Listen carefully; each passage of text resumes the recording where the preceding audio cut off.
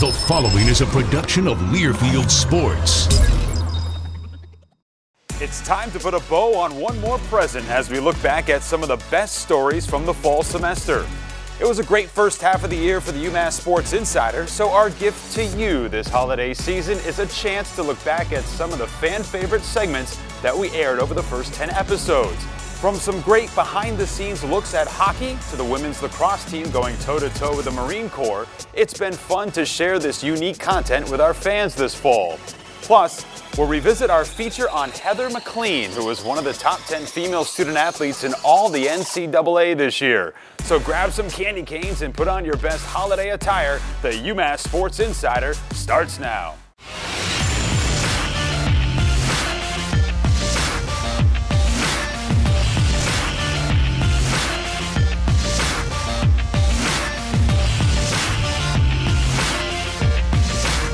Hello once again and welcome into the UMass Sports Insider. I'm your host Jay Burnham and it's great to be with you as we bring to you some of our best stories from this past semester. Now every week on the show we try to bring to you some of the behind the scenes looks at student athletes here on the campus of UMass, and one of those stories was a key member of the football program in Jen Brodeur. Now Jen is the nationally acclaimed athletic trainer for the Minutemen, and earlier this year we profiled what she means to the players and the team. Athletic training just became the perfect opportunity to get into a medical field but still stay involved in sports. So I had a couple people along the way that kind of gave me that first idea of what athletic training was. I found a program. I went to Ohio University for undergrad where you got into the program the summer before your freshman year in college. So once you were in for your 4 years. And the university was a perfect fit and the program was a perfect fit, and it was exactly what I wanted to do. Going on to year 26, so it worked out okay. Had the opportunity here. Jeff Smith and I just were having some conversations one day and he asked if I liked football. It was kind of a combination of both planned and incidental,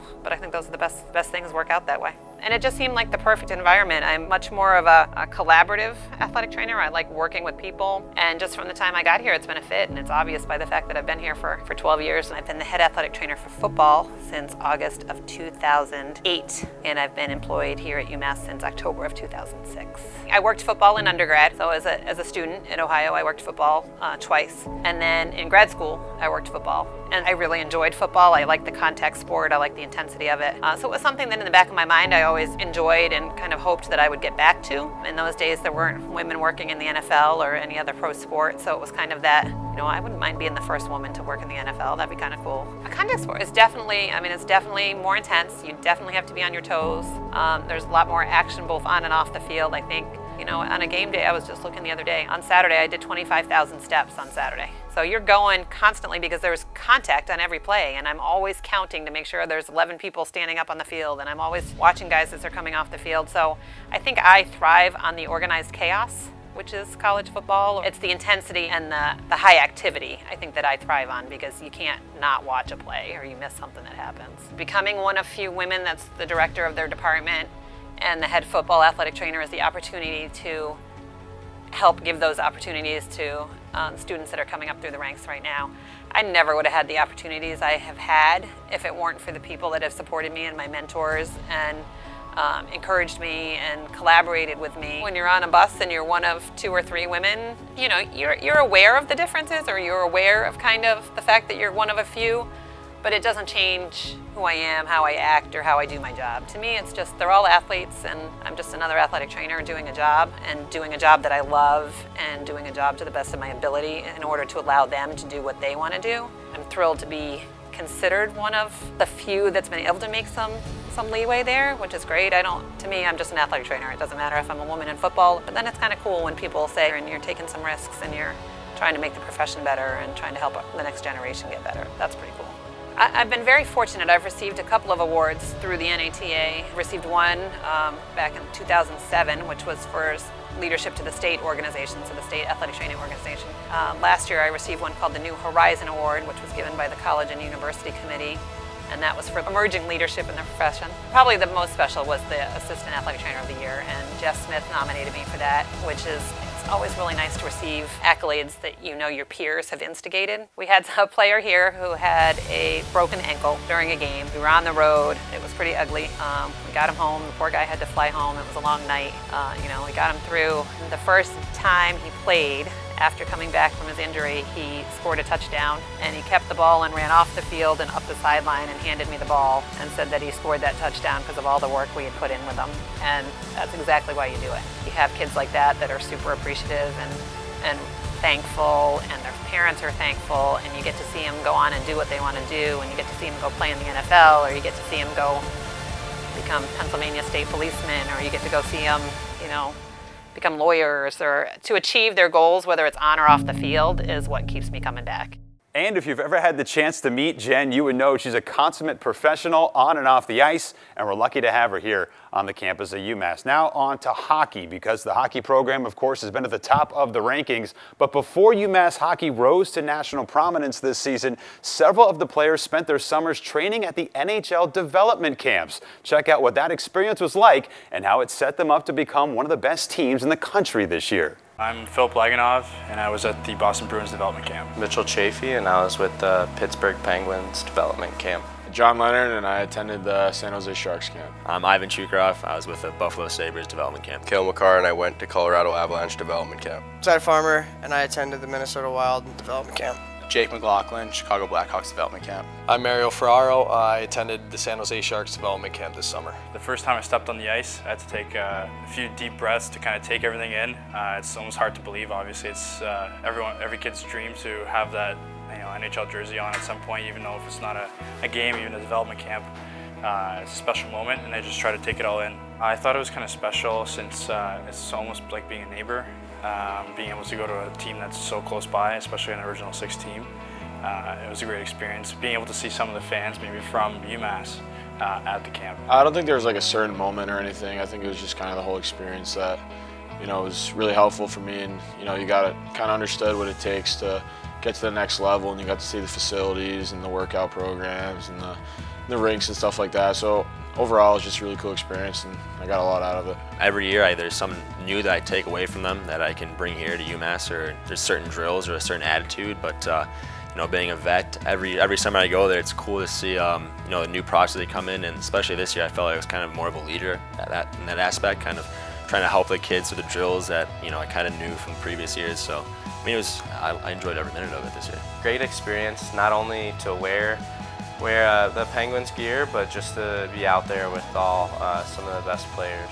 Not only that, but you're meeting their coaching staff and the whole organization, from players on the Penguins, just everyone down from that. So it was really cool. It was really special. I think just throughout my whole life, just constantly envying the Blackhawks and going to games my whole life.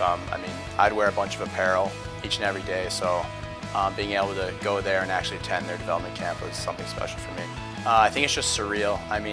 Once I was on the ice, I felt like, I felt like a new player. Honestly, I felt like I could do other things that I couldn't normally do. So I'd like to think that I play up to my competition, so putting it on really made me feel like a different player as a whole. It's really special. It's something obviously you grow up thinking about, dreaming about. But my first scrimmage, just kind of be at that stage and see like that caliber of players. But I just remember thinking in my head, like, you belong here. This is what you need to do. It's an honor. Every time I put that jersey on, it's still a dream of mine. I'm not there yet. So it's an honor to hold that jersey and to wear that on my chest. I know it's development camp, and I still got ways to go in order to be a part of the San Jose Sharks organization, but at the end of the day, I'm very privileged. I'm very honored to being selected by the San Jose Sharks, knowing that they trust in my ability to hopefully one day play in the NHL. So I take advantage of that opportunity, and I treat it like it's the first every single time. Every time I put that jersey on, I wear it with pride, and I work as hard as I can. It was pretty special just being able to pull it over your head. Obviously, just an emotional time in general, being my first year a couple of years ago, having been drafted there, and just being able to go to camp and see and meet all the great guys and be able to finally step on the ice with them was pretty cool. Coming into this year, having so many guys with the experience is special. I think them knowing what to expect now, either going to the next camp or coming back with the anticipation of what they have and the speed that they saw at that camp is some really great experience that we have coming in, and I think we have to utilize that and use it to our advantage. The hockey team is off until the start of the new year, but certainly a great start for #NewMass, and we're looking forward to an exciting second half of the year. It's time, unfortunately, for our first break, but don't go anywhere. When we return, we'll spend some time with some of the best in the world when it comes to training. Check it out after the break.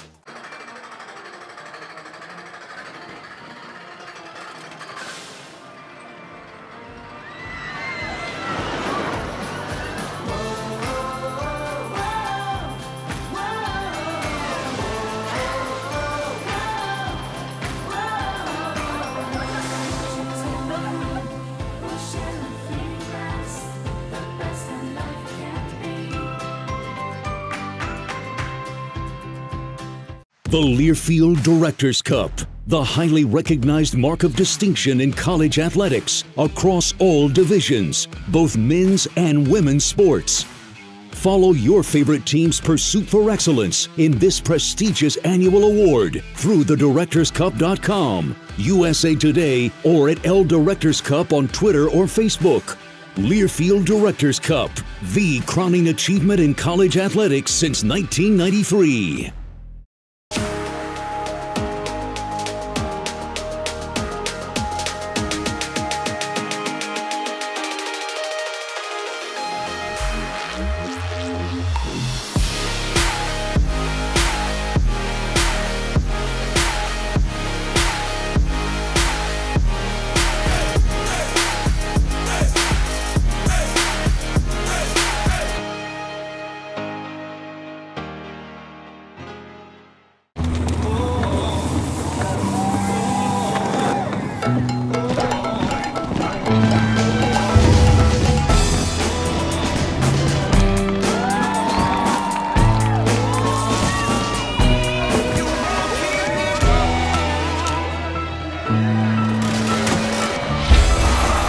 The best of Las Vegas is coming to the heart of New England.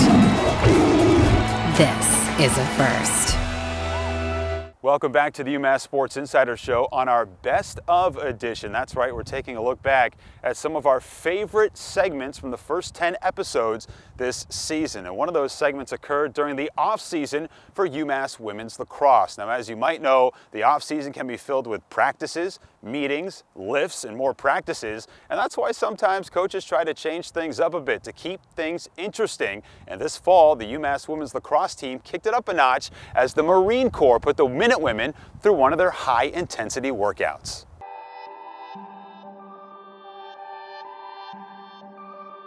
Today here at Garber Field, we ran the UMass women's lacrosse team through what we call our combat fitness test. We brought a couple Marines in, we had 6 Marines in total, put the ladies through a combat fitness test. Combat fitness test is a test that Marines go through annually to assess and evaluate their physical fitness and their ability to perform in combat. We got an amazing invitation to work with the Marine Corps today. I think right now for our team and being in the fall and working on the chemistry and our own physical fitness and mental toughness, I think it's a great time. You know, we're just really grateful that they were able to spend time with us this morning. I think our team really benefited from it. Some of the activities that we did, we actually went through their fitness training, and so it involved like 3 different series. So we did an 800-meter run, we did ammo box over the head presses, and then we finished with their finale, kind of like a relay situation. I loved the different physical challenges that we saw that they had to perform in. I think it was great to get them to just push their boundaries and push past any limits that they put on themselves. I think it's just an amazing opportunity that we've had this morning, and just really happy that we're able to make this work. Why do we bring this event to athletic teams? Put simply, there's a lot of takeaways that athletic teams can take from this particular workout and carry with them both onto the field and into the classroom. The takeaway that I gave the ladies today was that we need to perform when we're tired. And that's a mantra that the Marine Corps lives by. Very seldom are we going to be 100% when we're asked to perform, whether it's in combat or not. They're student athletes, so they have school to worry about and athletics to worry about, and then personal issues as well. So when it comes time to perform, whether that's in the classroom, on the field, or in a personal situation, they're going to be tired, but they need to perform anyways because people depend on them. They're student athletes and they're leaders in the community. I think there's so many things that not only me, but us as a team can take away from an event like this. Obviously learning from the Marine Corps, they serve our country. There's just so much respect that we have, obviously, and the grit that they have and the work that they put in. That's something that we really want to carry into our season, as well as the leadership that they all have, I think is something that we're really focusing on for our upcoming year. I think it's twofold. I think it's, you know, pushing ourselves individually within our own limits and really getting comfortable with being uncomfortable. That's one of the key things in any aspect, is you got to work through challenges and adversity and things that maybe you think you can't do. And then on the other side of it is doing that collectively as a group. So it's pushing our group limits and having everybody on the same page with pushing each other so that we get better each and every day that we're coming out here, whether it's on the field, off the field, in school, out in the community, being leaders. You know, we're just trying to be consistent in everything that we're doing, and in order to perform on a day like this, you really have to step up and have leaders and be consistent. The UMass women's lacrosse team did excellent. They brought a lot of motivation. I talked to their head coach and told them they have a good thing going. We call it esprit de corps. They probably just call it team spirit, but they did very good. They brought the motivation, they cheered each other on. I think they got a good workout out of it, and they got a good takeaway as well. Now certainly, that's how you can get in shape for sure, going toe-to-toe with the best in the biz. Well, it's time for another break here on the UMass Sports Insider, but when we come back, we'll take a look back at one of the best student athletes in UMass history who was recently honored by the NCAA. Keep it right here on the UMass Sports Insider.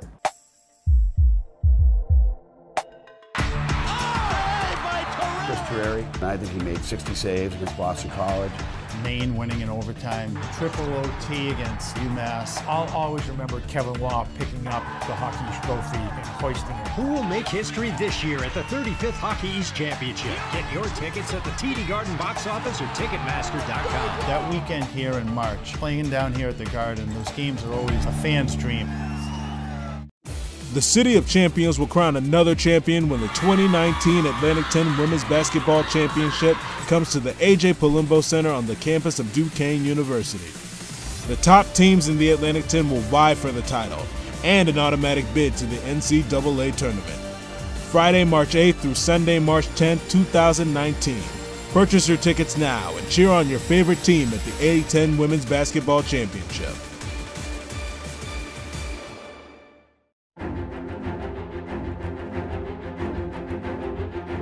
On this stage, under these bright lights, the Atlantic 10 Men's Basketball Championship returns. 14 teams, 1 trophy.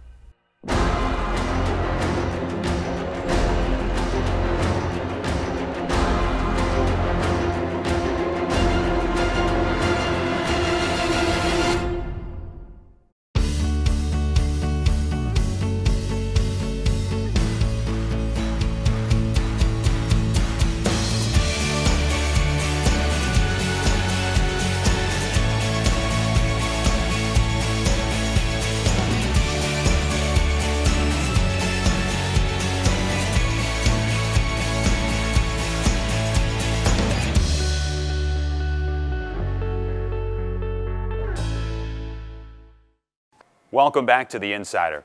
She was the first person in her family to go to college, and she was the first women's cross-country All-American. She was also the first in nearly all of her competitions this year and one of the best runners in UMass history. Heather McLean was also honored this year as one of the top female student athletes in all the NCAA, and we want to take a look back at her storied career here on campus at UMass.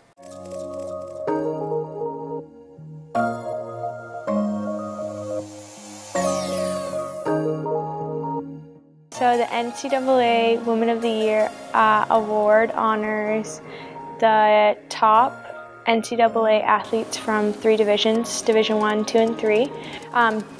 The top women who have shown leadership in their sport, but also in the classroom and outside of the classroom. So whether that be community service or starting a mentorship group or helping out at your local Boys and Girls Club. They've had a tremendous amount of community service time as well as a lot of accolades in the classroom and on the field.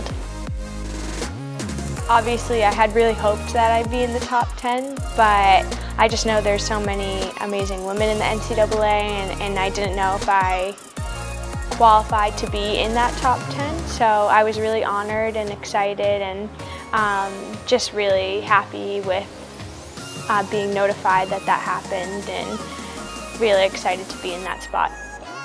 We found that we share so much more in common. Our passions are the same. We're really passionate about pushing athletics forward for the rest of women in sport. We're really passionate about making the community better for individuals who are participating in sport. And it was just a really exciting weekend. We had dinners together, lunches together. We did a t-shirt exchange. So I actually have like a Missouri State t-shirt from a volleyball player from Missouri State. So it was just a really exciting time.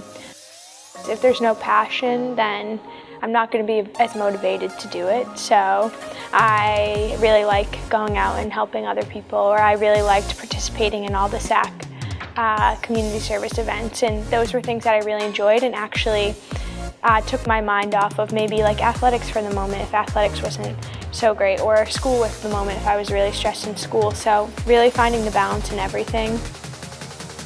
For instance, I've always been really passionate about my running career, but obviously with everything, sometimes it stresses you out, and going out and doing something else that takes your mind off of it a little bit, but also makes you just a happier person was really important to me, and it was really important to the balance. So really, like, all the things I was doing were just keeping myself as happy as I could at all times, because you know, you have a full plate on your hands, and you can only put up with a full plate like that if you really are enjoying what you're doing.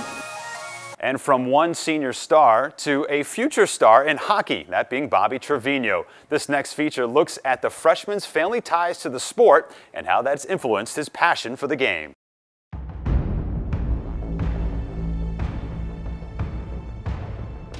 First pair of skates I still have, actually. They're hanging on my fireplace. They're about like this big. I remember putting them on and having my dad just glide me around on the ice. I remember watching games, watching my sister plays when, you know, I decided that's something I would want to do. I could see how much fun she was having and, you know, like how much work she put into it, so that kind of led me to follow the same path. Trevino, backhander scores! She's definitely the most hardest working person I know.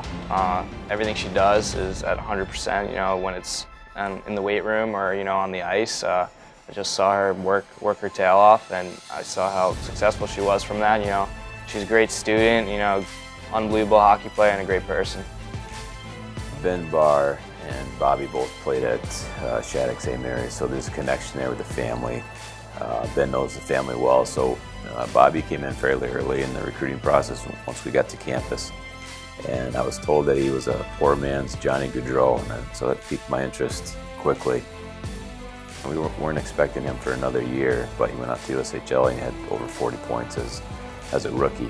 I saw him play early in the year and really liked what I saw. He's obviously a very gifted offensive player, but for being an undersized guy, he had an edge to his game. He's just real hockey savvy, really good hockey sense, and he's a gritty competitor.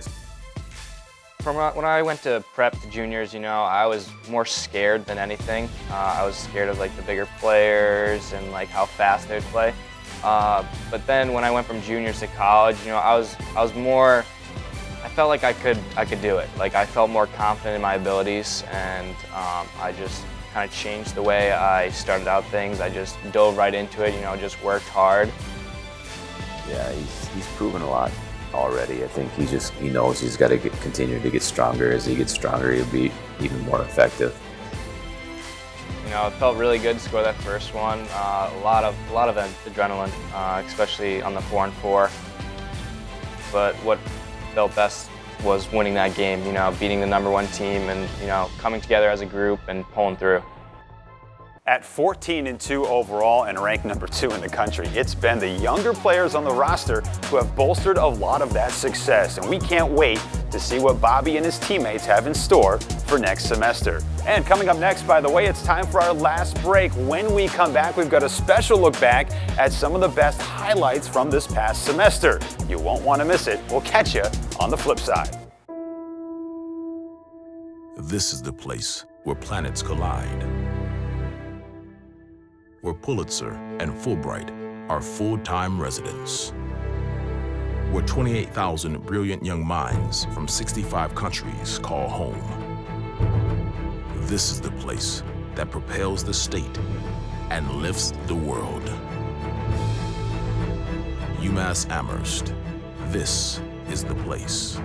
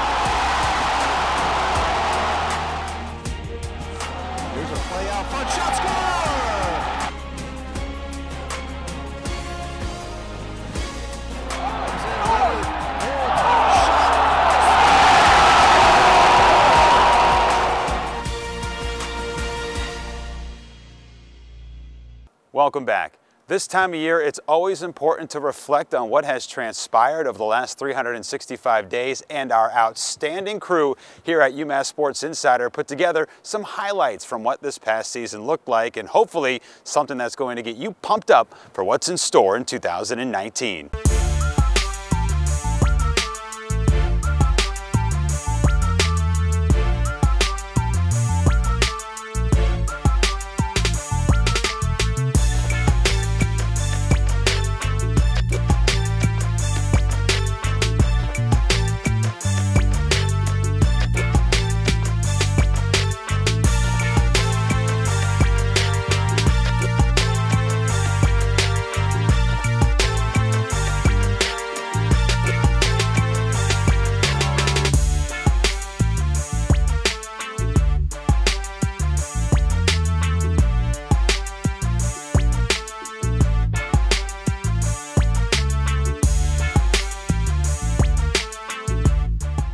And with that, thank you once again for joining us on this edition of UMass Sports Insider, and thanks so much for allowing us to bring to you all the fun that we have here on campus, and especially a thanks to our student athletes here at UMass. Well, with that said, I'd like to wish everybody back at home a safe and happy holiday from us and our outstanding crew here at UMass Sports Insider to you, our fans. We'll check you out in the new year. Till then, my name's Jay Burnham saying so long, everybody.